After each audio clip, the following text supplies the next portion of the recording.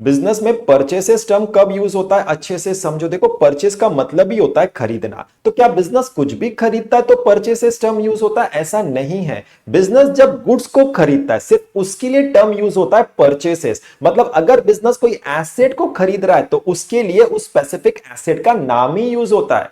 एक एग्जांपल से समझो कि अगर कोई स्टेशनरी वाला स्टेशनरी आइटम्स खरीद रहा है तो वो उसके लिए गुड्स है, तो वहां पर परचेसेस टर्म यूज होगा। अगर सेम स्टेशनरी वाला कोई फर्नीचर खरीद रहा है तो उसके लिए वो एसेट है, तो वहां पर फर्नीचर टर्म यूज होगा। ये समझ में आ गया।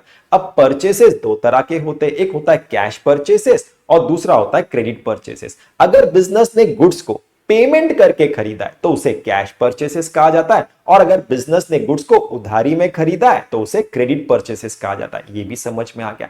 कैश परचेसेस और क्रेडिट परचेसेस को कंबाइन टोटल परचेसेस कहा जाता है। ये भी समझ में आ गया।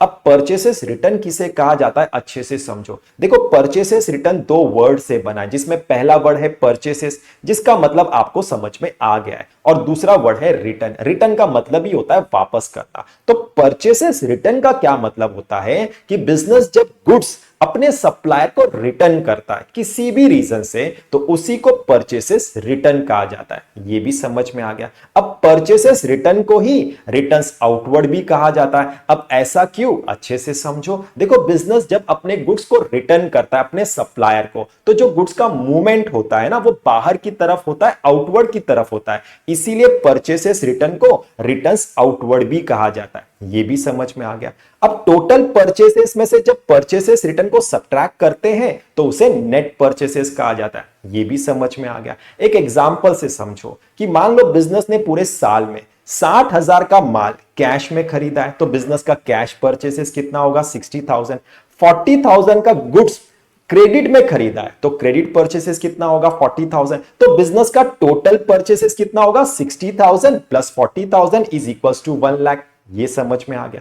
बिजनेस ने पूरे साल में 20,000 के गुड्स को रिटर्न किया है, तो बिजनेस का परचेसेस रिटर्न कितना होगा? 20,000। तो बिजनेस का नेट परचेसेस कितना होगा? 1,00,000 माइनस 20,000 इज इक्वल टू 80,000।